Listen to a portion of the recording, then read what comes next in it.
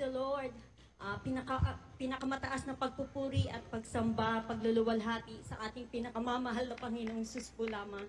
Dobling paggalang po sa ating beloved Evangelist Wilde Estrada Almeda at ating inaalala po ang turo at aral ng ating beloved Assistant Pastor Lina C. Almeda at sa mga beloved children. Praise the Lord, hallelujah. Way back 1991 po kami na-save. 1990 po, 1 year po kasi nanonood ng TV program ang ate ko po yung panganay po namin. Hallelujah.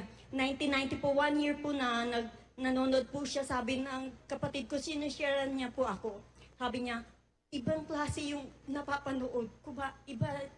Sabi niya sa akin, puntahan nga natin kasi naka 1 year na po siya. Nagkaroon po siya ng pigsa po sa breast niya, sa yung taog po ba.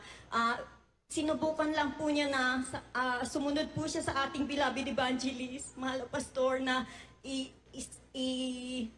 sunod kayo sa panalangin at i-cast out niyo po yung kung anong karamdaman. Alam niyo po, hindi niya napansin na lang po niya 3 days, nawala na po yung pigsa po niya sa breast. Alam niyo po, hinanap namin po ito. Hallelujah.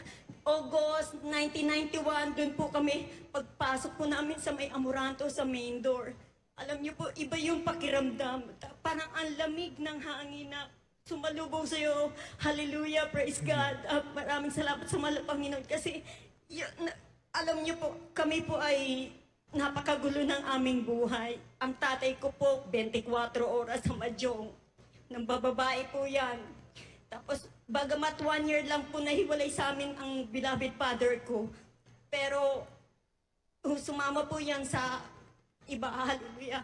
Pinag-pray ko po yan sa mahal na Panginoon. Sabi ko, mahal na Panginoon, kung tunay ka sa kaarawan ko, yan na lang po yung mabuo po kami, buong pamilya po namin. Alam niyo po, binigyan ng mahal na Panginoon po sa amin yan. Hallelujah. Nakakilala din po ang aking beloved father sa mahal na Panginoon. Binago po siyang tunay. Hallelujah. Praise God. Hallelujah. Glory to God. So, nagpanalangin na ating mahal na pastor. Hallelujah. At nagpapasalamat din po ako sa mahal na Panginoon.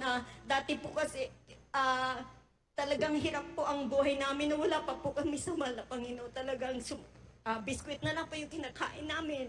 Talaga. Pero simula po nang makakilala po kami sa mahal na Panginoon. Hallelujah. Unti-unti po kaming pinagpala. Hallelujah. Praise the Lord. Totoo po talaga ang pagbibigay. Hallelujah. Praise the Lord. Hallelujah. Glory to God. Thank you so much, dearest Jesus. Hallelujah. Maraming salamat din po sa kagalingan ng aming mga karamdaman. Talaga pag magsisi lang po sa unat panalangin ng aming beloved evangelist. In Jesus' name, talagang gagaling po yan. Hallelujah. Praise the Lord. Hallelujah. Glory to God. Nagpupurit, nagpapasalamat din po ako sa mahal na Panginoon. Hallelujah. Dito na rin po ako nagkaroon ng pamilya.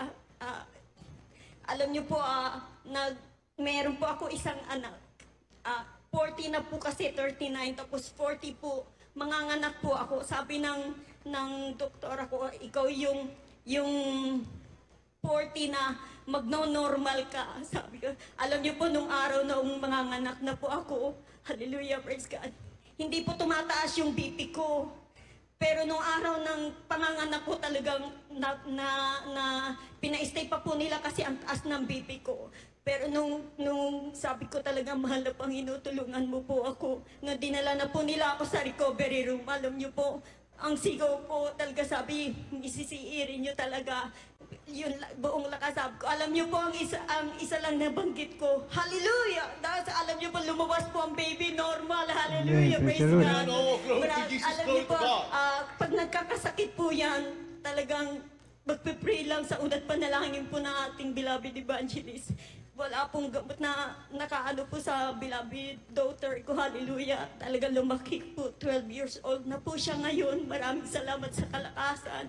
Hallelujah. Praise God. Hallelujah. Sa mga pagpapala, pinasasalamatan ko din po yung nagkasakit po yung beloved husband ko. Kasi yung meron po siya sa dako po ng nagbabarko po siya dati kasi may kidney chronic disease po siya. Alam niyo po, na hospital po siya sa dako po ng Miami. Talagang nakita ko sa picture niya, ang laki ng tiyan niya. Iba yung kulay niya, naninilaw na po siya, payat yung mukha niya. Pero andyan ang kamay ng Panginoon. So, dalangin namin Pastor. Hallelujah. Na ospital po siya dun.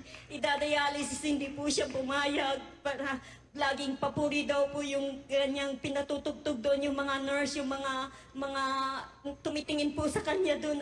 Sabi, iba yung ang ganda ng mga naririnig nila, ang saya-saya nga daw. Yun lang yung po niya sa pagpupuri siya, magpapatugtog po siya ng papuring awit. Alam po, pinagaling po siya ng Panginoon. Pag-uwi po niya, andyan po siya, complete recovery na po. Hallelujah, glory to God. Thank you so much, Tourist Jesus, sa kagalingan. Nagpapasalamat din po ako dahil po sa pagbibigay. Hallelujah. Talaga totoo po yung pagbibigay.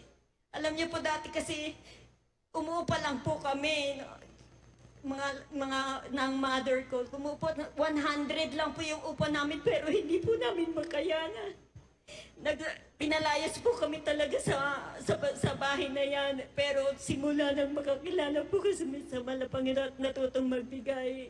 Hallelujah, glory to God. Ngayon po may sarili na po kaming tahanan, hindi na po kami umuupa. Hallelujah, maraming salamat po. At nagpapasalamat din po ako sa Panginoon na patuloy na paggamit po sa akin. Hindi man po ako karapat-dapat bilang choir member po. Hallelujah. Maraming salamat po, Panginoon. Hallelujah. Ang papurit, pagdatakilat, pagpasalamat, tanging sa ating pinakamamahal na Panginoong Jesus po lamang. Hallelujah. Amen. Hallelujah. Praise the Lord. Purin po ang ating